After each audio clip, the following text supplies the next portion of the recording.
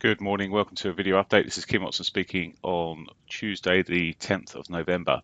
So looking at the euro dollar first, and as you can see yesterday, we put in almost a sort of a bullish harami type candle here. A break of that high of that candle may see us pushing up towards the 8 moving average, up the upper bands on our charts here, which is probably pretty close to somewhere in the region to that weekly pivot, which is yet untouched.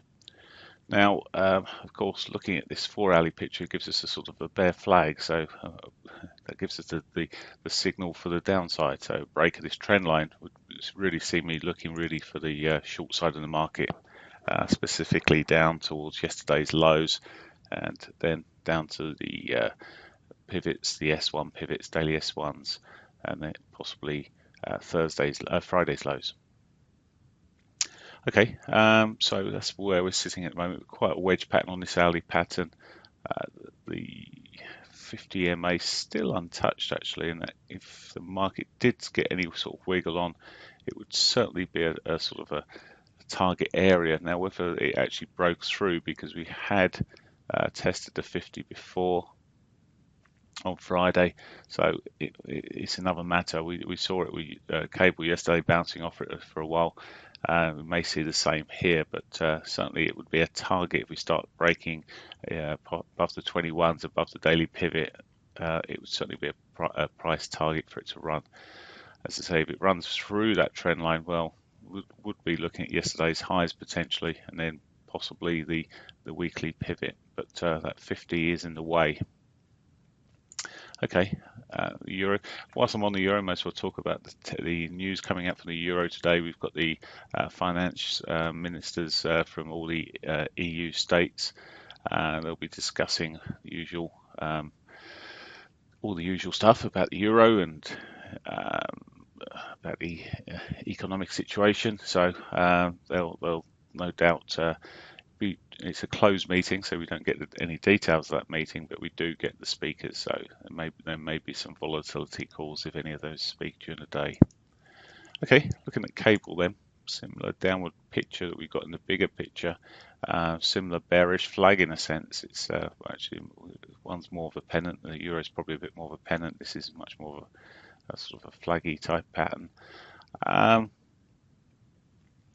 We do have the chance. I mean, it got very oversold, and I mentioned this yesterday, and it does have a chance of a bit of a bounce up.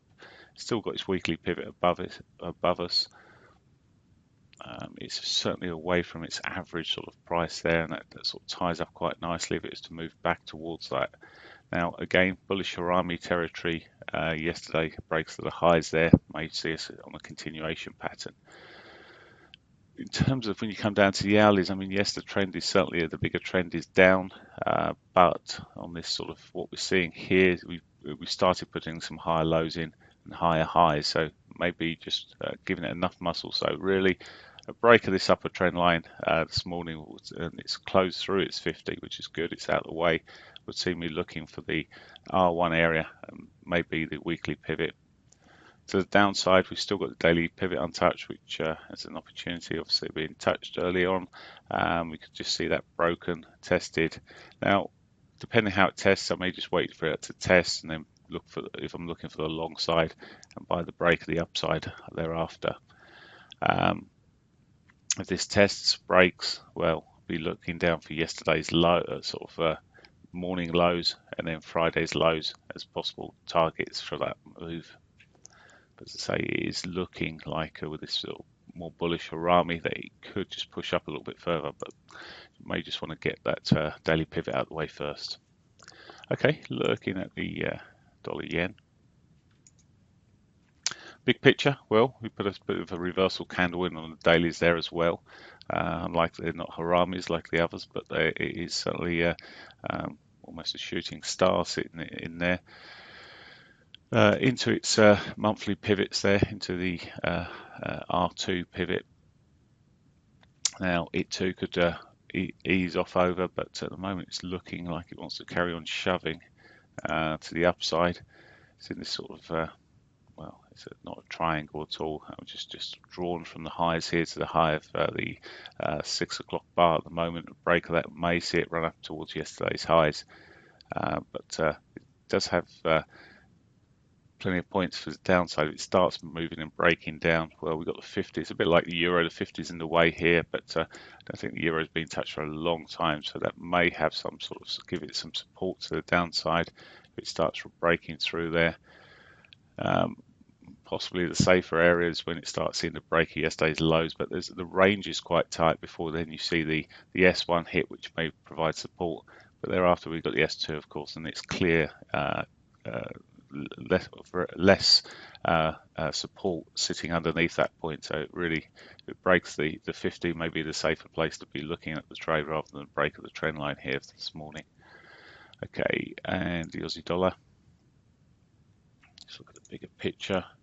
Again, almost a bullish Harami with candles, sort of. It was certainly in range, not necessarily in range of the body though. It did actually manage to drop down a little bit there, but on the Monday open. But I'll certainly give that impression. But probably in terms of bullish Harami, again, break of the highs there gives us a push opportunity up to the weekly pivot. We're sitting here, of course, there is a trend line sitting across the lows. Oops. We've got the trend line sitting across there. So a trend line sitting across the lows there, so a break of that could give an opportunity to the downside there. Now looking at the bigger picture, a shorter time picture rather, and there we have it, the trend line sitting on there. Give us an opportunity to get back towards Friday's lows if we see a sell-off there. Now, of course, the big trends are down, but we've got the Haramis sitting there, so it's all over its pivot.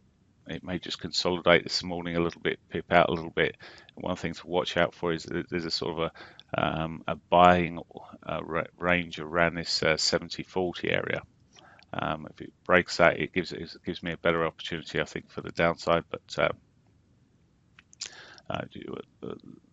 at the moment, it's a bit in between. It's been moving very little in terms of range. As I say, really would prefer that level rather than a trend line, just to give me the signal. I'd rather it's the signal coming from a break of the horizontal level of support there. The upside, well, it's a bit messy before we get to the R1 with the 50 above us. That has been again tested beforehand. Has still got the weekly pivot above. It's not a massive mile, a long distance away from there. Often we see the weekly pivots hit quite early, but we'll have to wait and see how we run on that. But for now, just got to wait until we see how it sort of gives us the signal, whether it's the downside or the upside there. But it's, of all the currencies I'm looking at here, it's probably some of the smallest movements at the moment. Right, okay. Other news, okay, I've talked about the finance meetings in Europe. There's little else going on out there, unless you're looking at New Zealand dollar, which we've got some figures coming out at 8 p.m. this evening. So nothing for that's significant for the rest of the markets there at the moment. So that's it for me. Have a great day. Bye for now.